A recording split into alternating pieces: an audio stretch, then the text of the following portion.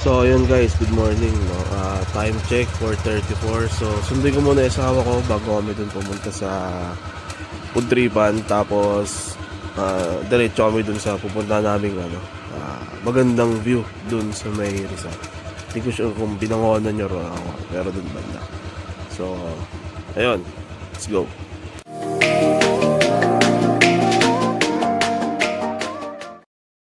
So ayun, tamang baybay ngayon dito sa Concho Road. Bali, Barangay Concho ito. Trivia lang. So Barangay Concho, pinangalan siya kay Agapito Concho, isa sa 13 martyrs na in-execute noong Spanish colonial government. So ayun, yun yung niya, pinangalan. So sa 13, lahat ng mga barangay doon is yung pinangalan sa 13 martyrs. So yan, baybay lang, medyo marami na yung sasakyan. Yan, nandito na tayo sa may Palapala naman. Yan, lagi naman nagka-traffic dito kasi malaking intersection to. So ayan, fast forward ulit. Marami tayong dadaanan dyan ng mga sirang kalsada. So paggabi, ingat lang talaga tayo dyan. Yan. Stoplights. Sunod lang sa batas. Yan, may mga lubak-lubak na dyan. Tsaka ginagawa yung kalsada sa Dasma. Yan, nasa may Ibus na tayo. Yan. Nakapagod din pala mag voice over.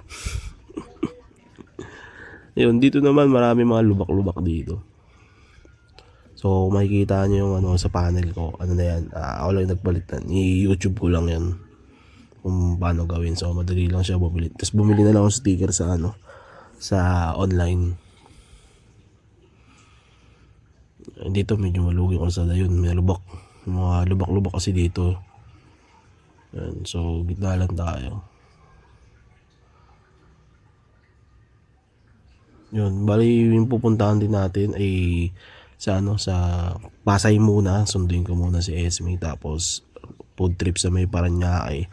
Then yung daan natin yan, service road ng Paranaque papuntang Lower, then C6 tagos na tayo ng Taytay Floodway hanggang Pabinangonan na. Yun yung pinaka natin, pupunta nating rin, magandang view. So ngayon nandito naman sa may sa Pote na to sa Pote na St. Dom yan. Yeah, medyo marami ring sasakyan dito gawa ng may malapit ng palengke dyan. Tsaka lusutan na yan papuntang Manila, Las Piñas. Yan, bye lang. Hinto, magbigayan. Yan.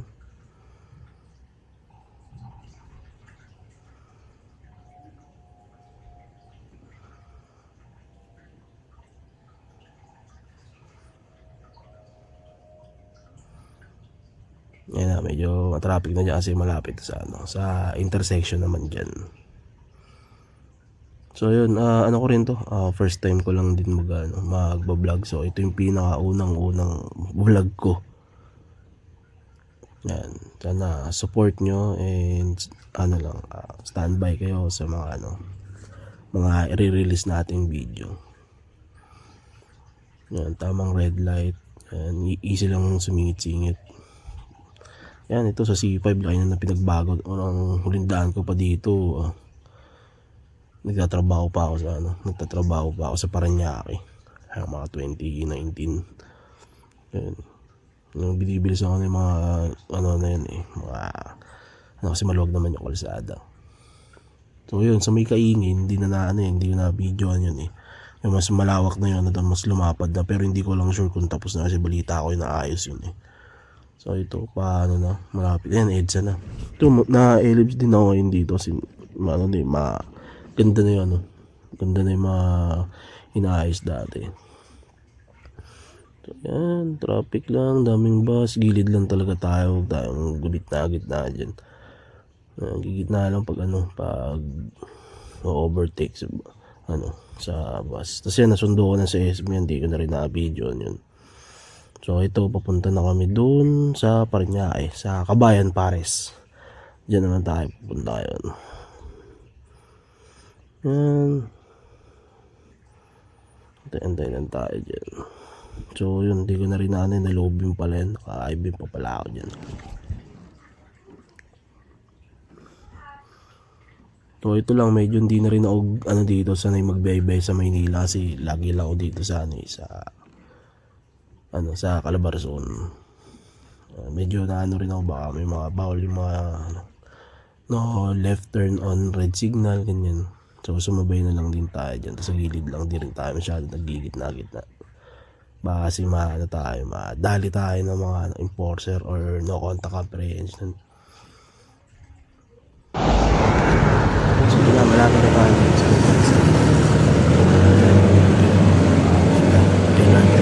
extension pa. So dito nandun na kami dito SB. Diyan banda sa may pinaka-landmark niya, yung may pagawaan ng sasakyan na kung tawagin yung lugar na yan, Boracay.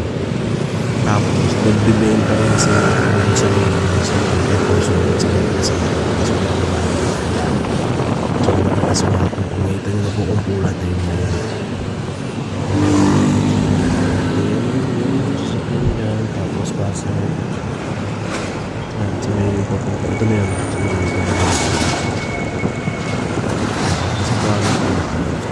medyo murado na yung sa biglantan kasi hindi ko lang nabasa na yun ano pala.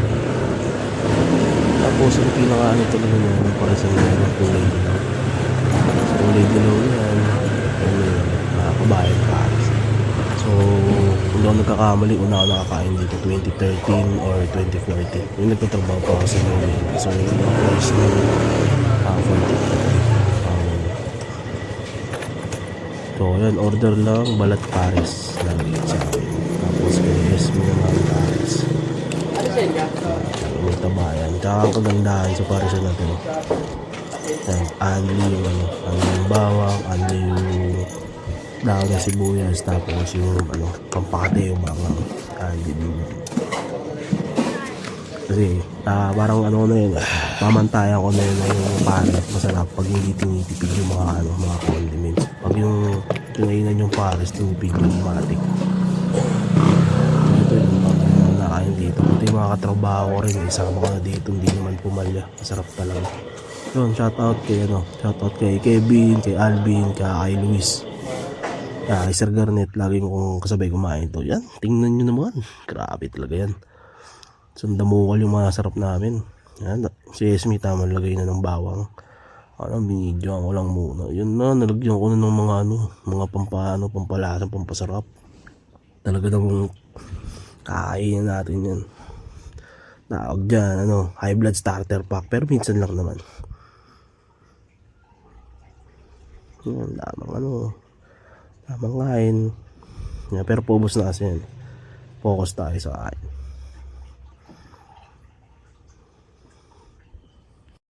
So yun, shoutout din pala kay Kuya mo Romeo. Yan, makasama ko dati yan sa Paranaque, dami nagtatrabaho. So pare-pares kami mga taga Cavite. Iba lang yun si Alvin tsaka si Luis. Mga taga Makati tsaka Pasay. So yan, yung isang niyan, yung order kong balat pares, bali dalawang order yun. 60 yung pares, 70 yung balat, bali 130. Tapos sub ka talaga dyan pag naubos mo yan. Dalawang kanin din yun. Kay Esme pares lang talaga. Tapos pag kumakain ako ng pares, hindi ako naglalagay ng kalamansi tsaka paminta. Ox na ako dun sa tatlo. Dahon yung sibuyas, bawang, tsaka yung pampakate. Yan lang. Tawang kwento lang kami ng asawa ko dyan. Yun. Kunti na lang yan. May mga hindi lang talaga mga minsan. Pero overall, sobrang safe na ito. Kaya kahit malayo, pag nagkaroon ng pagkakataon, napadaan dyan, kakain talaga ako. Yun. Talaga naman, taob.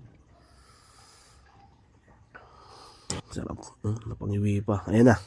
So, fast forward, dumaan na kami ng nito. Dumaan na kami ng West Service Road, Lower Bigutan, tapos C6, then Taytay Floodway. Yan. Tapos ito na, pupunta na sa exciting part. Nung unang punta ko dito, dala ko yung sasakyan, hirap din talaga, Wigo. Pero yan, motor, basic lang to sa mga malalaking displacement.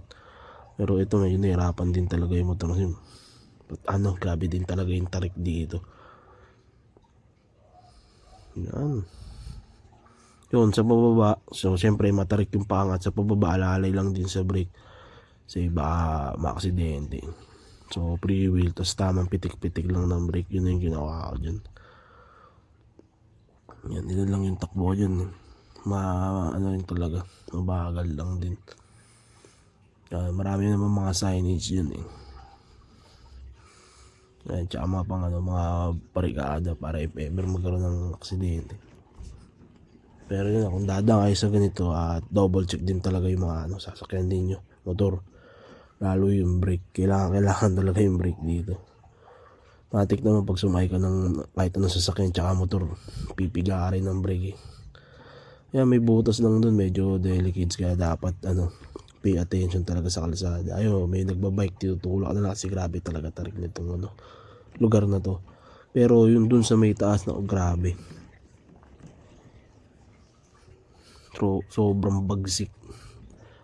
Mare-relax ka talaga. Ngayon ito matarik na to. Mas matarik to kaysa dun sa kanina. Ito na yung parang pinaka-peak ng tarik eh. Tapos ayun na.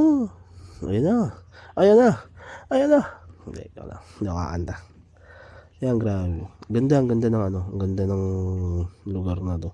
Sarap tumambay. Kaso siyempre, hindi rin siya obra na maraming apradang motor kasi medyo masikip lang din yung daan.